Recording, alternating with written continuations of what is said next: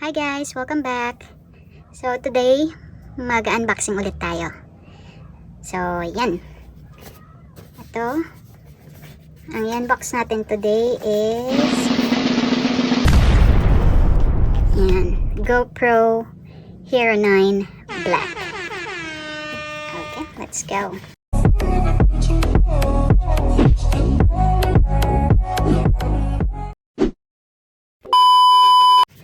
So, before tayo mag-start, so itong Hero 9, so ito yung pinakabago ni GoPro. Na-launch siya September 2020. So, itong side na to is yung features niya. Ito naman is yung mga kasama niya sa box. Yan. And of course, yung front niya, yan yung display, yung name. Okay. So, ang difference niya sa mga previous GoPro, wala na yung parang transparent dito na casing. So, ayan, mayroon na siyang kasamang parang protective case or lalagyan. Okay, so, ayan, open na natin. Ayan. So, bale, in-open na pala to dun sa store na pinagbilhan namin kasi kailangan siyang i-test. So, but anyway, ayan, open natin.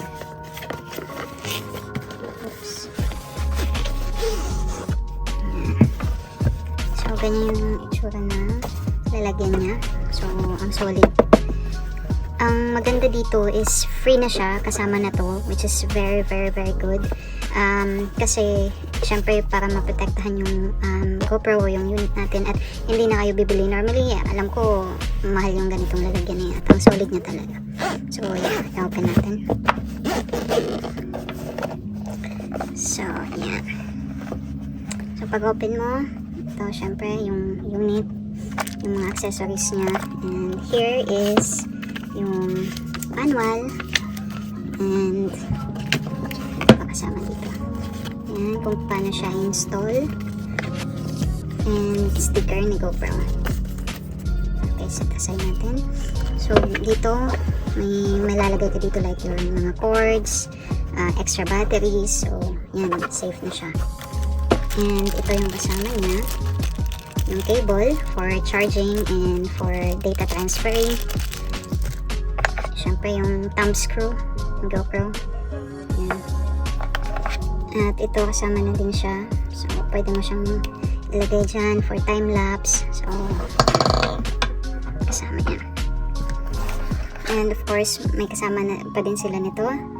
So ito yung ilalagay mo, pwede to sa mga helmet. Yan.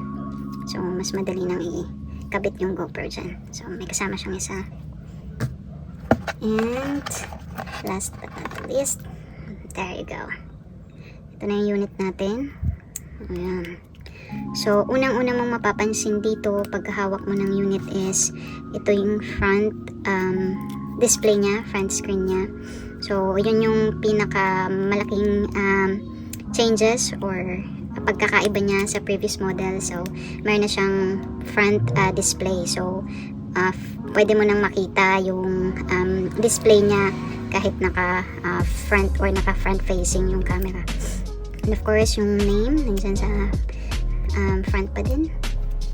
And here is yung model. Dito yung power button. And here, yung display, which is bigger na siya or wider na siya compare sa mga previous model. Yan, dito, wala naman siya. So, here from the bottom, tanggalin natin plastic.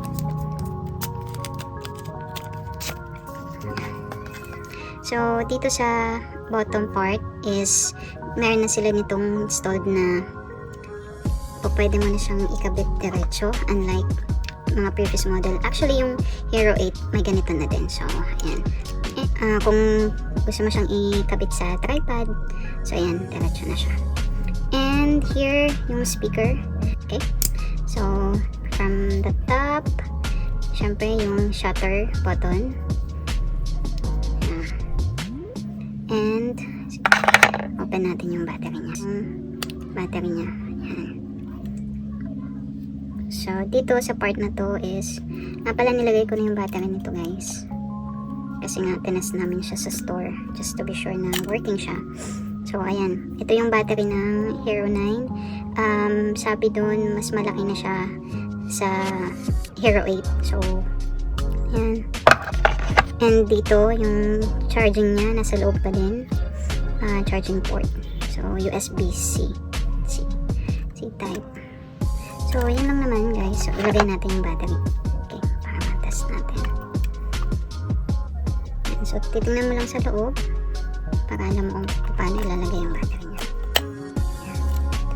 And nga pala, ito push mo siya. Tapos may makikita kang red, then push the. Kasi nga, dapat maayos yung pagkaka-lock niya since pwede siyang ilublob sa tubig. So, dapat sealed talaga. So, dapat maayos yung pagkakalagay. So, ayan. Okay. On natin guys para makita nyo. So, ayan. So, ayan na. Ayan. So, ito yung sa display niya sa front. And, ito yung display niya sa likod. Yung normal display. And, here is the front display. So, napakaganda nitong feature na to. Kaya, pinili namin bumili ng Hero 9 compare sa Hero 8. Kahit, of course, mas mahal siya compare sa Hero 8. Ang maganda dito is yung front display niya. So, ang ganda niya pag mag-vlog or mag-shoot ka ng video, at least nakikita mo yung display ng sinushoot mo compare sa dati na dito lang nakikita, or sa phone of course kung i-connect mo siya sa app or sa cellphone nyo. Ayun. So, yun yung maganda sa kanya. And by the way guys, dun sa pinagbilhan naming store ng GoPro Hero 9, may nakuha kaming deal which is really good, a really good deal. So, together with the Hero 9 is my free siyang GoPro 3-way tripod. So, alam ko 4,000 plus ito kung bibili mo siya. So, ayan, free lang siya. At hindi lang yan, may free din siyang SanDisk original na memory card. So, ang free niya is 32 gigabytes. So, in-upgrade na lang namin to 64 gigabytes. Nag-add lang kami, then 64 gigabytes na siya. Really good deal na siya kasi alam naman natin yung memory card, especially SanDisk to, mahal talaga siya. And, of course, may free siyang 3-way, which is, ang ganda nito, guys. Bakit? Ayan. Pwede mo siyang grip lang, yung maiksi lang. And, of course, pwede mo siyang gawing arm, which is yung mas extended siya. And tripod. So, perfect to pag magkuha ka ng time-lapse. Open natin pa. So, ganito yung naman niya. So, sa box na ganito. Yan. Ito, may lock siya. So, ma-extend. And, maganda din to pang underwater. Waterproof tong material niya. Ang ganda. So, ayun. Ang saya. At least, nakuha namin siya ng free. I'm not sure kung hanggang kailan yung deal nila. But, sabi nila, nag-start sila nung Monday, which is Feb 7. So, siguro until may stock sila. Every time na bibili ka ng GoPro Hero 9, may free sila nito. Okay? So, ayun. And of course, kasama dito yung another thumb screw pang-connect dito. Okay? So, ayan. And hindi lang yan guys. May binili din tayo from Shopee. So, ayan. Unbox na din natin to. Ito ay accessories ni GoPro. So, open lang natin.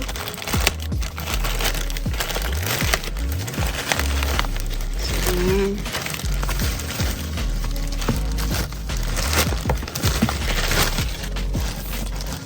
Okay, so ito yung mga nabili natin from Shopee. Brand niya is Telesin or Telsin. Whatever. So, ayan, may 4 items tayo dito na i-unbox. So, lahat to accessories ni GoPro Hero 9. Okay, so unahin natin to. Siyempre, gagamit tayo ng gunting. Matigas to.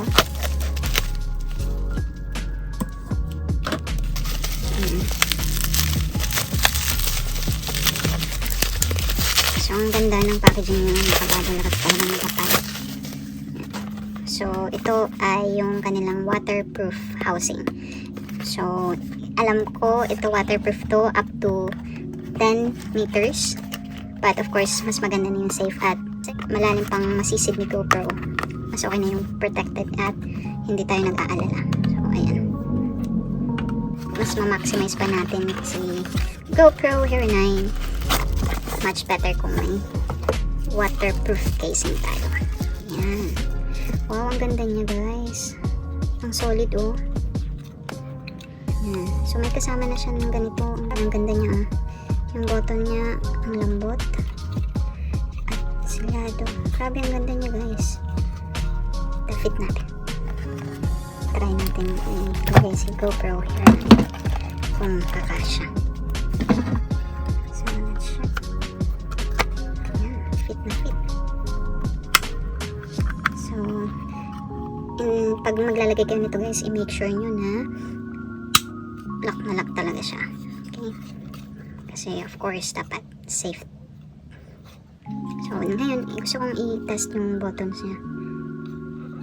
Ayun, ang lambot niya guys. So, hindi hassle yung pagpindot niya. So, ayan. Yan ang una nating item. Next is ito. Open natin.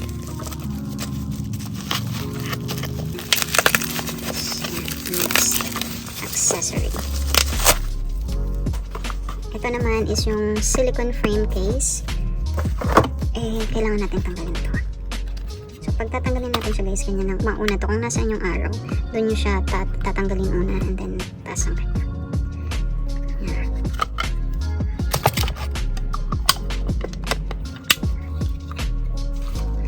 So, i-open natin to. Nangyayarap pa naman kasi.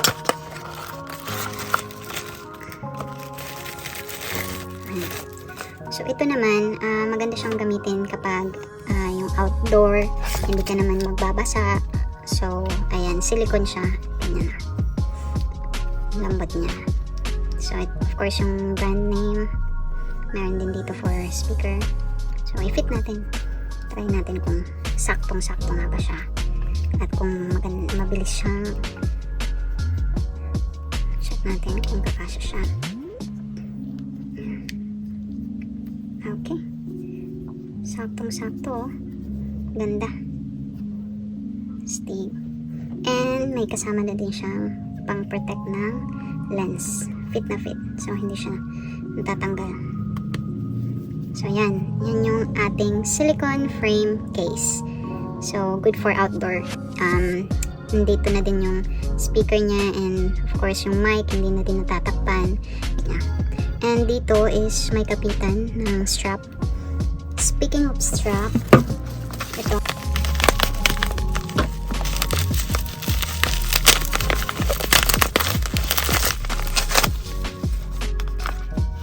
So, yan. First strap. Open natin.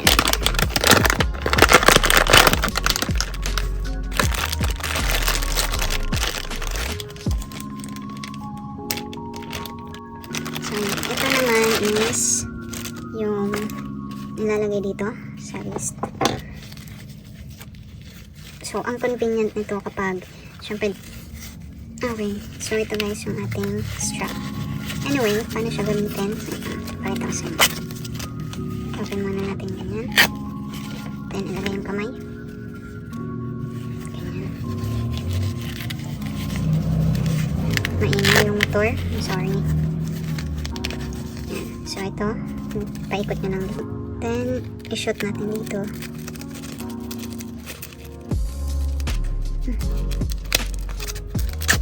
Yan. And, yan. Pwede nyo siyang i-adjust. Depende, of course, sa higpit na gusto nyo. So, ang ganda niya. Ganyan lang siya. And, yan.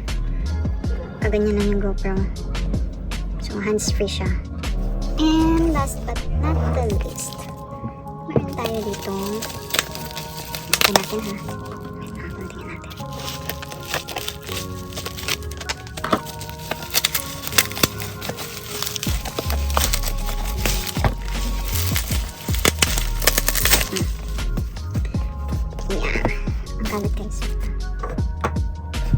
Okay, so ito naman is si Hero 9 battery. So, battery charging box. So, I'm excited for this. Open natin.